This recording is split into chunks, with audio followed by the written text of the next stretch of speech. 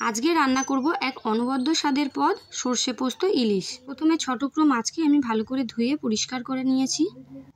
এবারে মাছে পরিমাণ মতো নুন আর হলুদ দিয়ে মাখিয়ে রেখে দেবো 10 মিনিট মতন।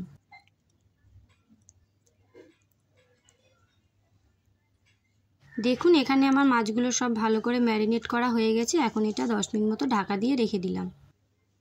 এবারে কিছু মশলা তৈরি করে নেব। এখানে নিয়ে নিলাম সর্ষে বাটা, পোস্ত বাটা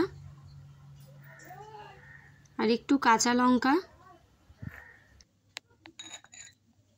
একটা বাটিতে আমি পরিমাণ মতো নুন, হলুদ গুঁড়ো, লঙ্কার গুঁড়ো জলে গুলে একটা মশলা রেডি করে রাখলাম।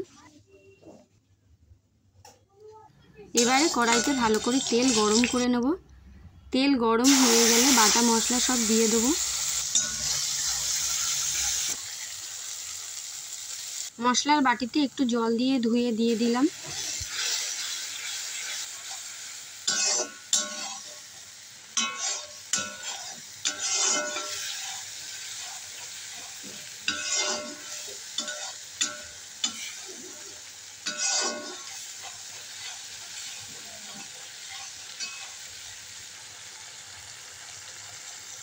কিছুক্ষণ ভালো করে নাড়াচাড়া করে নিয়েছি। এখন মশলা থেকে তেল সাইড হয়ে গেছে।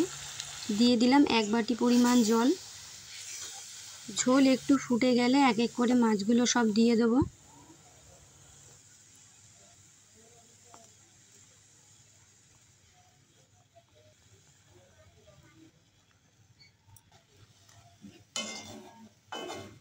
উপর থেকে কিছু কাঁচা লঙ্কা ছড়িয়ে ঢেকে দিয়ে কম আঁচে রান্না করব 10 মিনিট।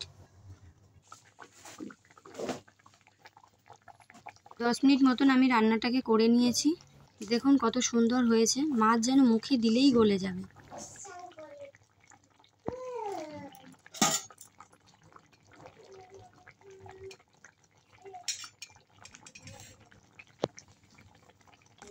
উপর থেকে দিয়ে দিতে হবে 2 চামচ মতন কাঁচা সর্ষের তেল।